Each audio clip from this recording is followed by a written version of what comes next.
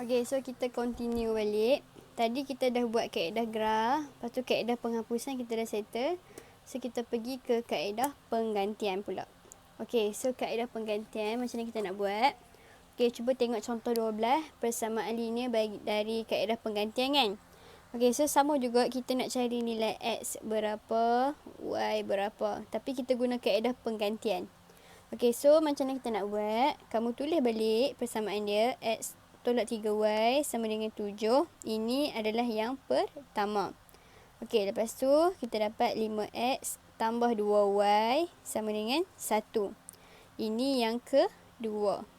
Okey, so kaedah penggantian ni kita kena jadikan satu persamaan ni jadi sebagai subjek.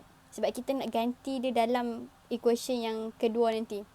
Okey, so tips dia dekat sini, cikgu nak kata, kalau boleh kamu ambil nilai X ataupun Y yang single. Okay, so dekat sini, single tu makna dia tak ada perkali dekat depan. Dia sahaja. Sebab senang untuk kita nak buat nanti. Sebab kalau ada dekat sini 2, so bila kamu ubah nanti dia akan jadi bahagi. So, susah. So, tip dia dekat sini, kamu tengok yang mana X tak ada number kat depan, Y yang tak ada number kat depan. So, kamu boleh ambil yang tu. So, tengok contoh yang ni. Kita ada cikgu ada X tolak 3Y sama dengan 7.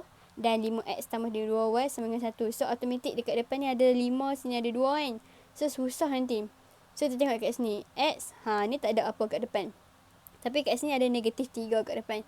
So, payahlah kan. So, kita ambil ni, X ni. So, kita jadikan dia sebagai subjek.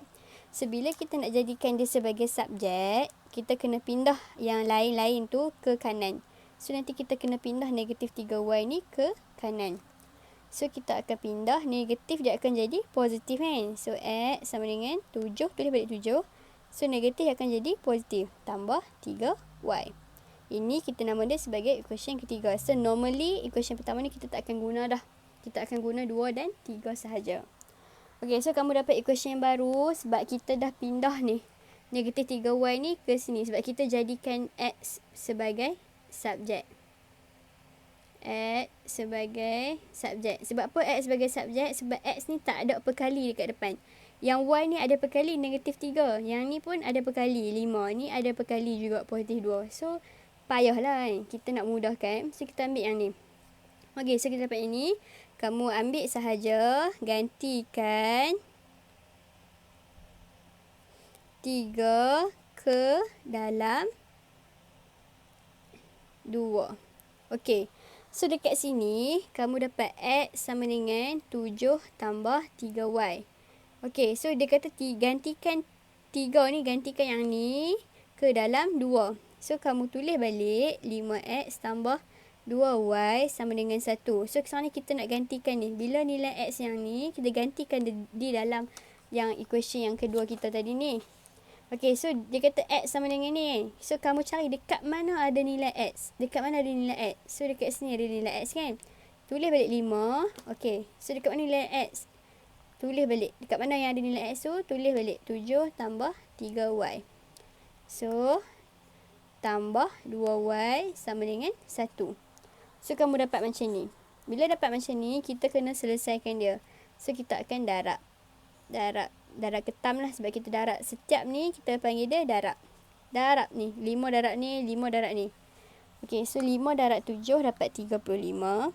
Tambah 5 darab dengan 3Y dapat 15Y. Tambah dengan 2Y sama dengan 1.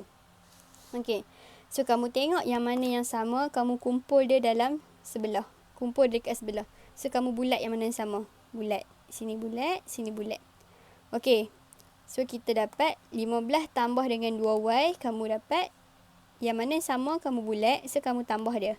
15 tambah 2, 17Y. So, dapat 35 sama dengan 1. Okey, so faham lah takat ni? Okey, so dekat sini ada 35 kan? So, dia nama positif lah kat sini. Dia nama positif. So, kita bawa dia ke kanan. Bila sebab nama positif, kita bawa dia ke kanan. Bila bawa ke kanan, dia akan jadi tolak 17Y sama dengan 1 tolak 35. Sebab apa tolak 35? Sebab kat sini positif 35. Okey, so 1 tolak 35. Bayar 1, pinjam 1 tapi bayar ada 1 tapi kamu hutang 35, kamu bayar 1. So dia akan jadi negatif 34. Kamu hutang lagi RM34. Okey, so yang ni 135 ni kamu hutang RM35 Kamu hutang sini kan positif 1, 35. So kamu hutang RM35, kamu bayar RM1 aja kat dia. So kamu hutang lagi RM34 lah kan. Lepas tu cikgu dapat kat sini negatif 34. So negatif 34 boleh balik kat sini 17y. Okey, so y sini kan darab, sini darab.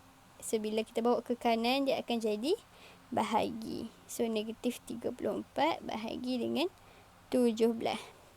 Okey. So y sama dengan negatif 34 bahagi 17 ni, tekan kalkulator. Negatif bahagi positif dia akan dapat negatif. 34 bahagi 17 dapat negatif 2. So ini jawapan untuk y. Okey. So kamu dah dapat nilai y. Okey. So sekarang ni gantikan y sama dengan negatif 2 dalam 3. Okey, mana 3 kita? Ni 3 kita. 3 kita kat sini. X sama dengan 7 tambah 3y. So kita gantikan y sama dengan negatif 2 ni dalam 3. So kamu tulis balik. Ni petakkan dia. Tulis balik X sama dengan 7 tambah 3y. Ni 3 kita kan. Okey, so dekat mana ada 2? Kat mana ada y? Kat situ kalau kamu ganti nilai dia. So dekat sini kita dapat X sama dengan 7 tambah 3y kat sini. So ganti dengan negatif 2 kat sini. Okey, so kita akan dapat 7. Okey, positif 3 darab dengan negatif 2. So dapat negatif 6. 7 tolak 6, 1. So X kita 1. Maka solution kita, dapat X 1, Y negatif 2. Okey, ini jawapan kita. Okey, so semoga awak semua faham.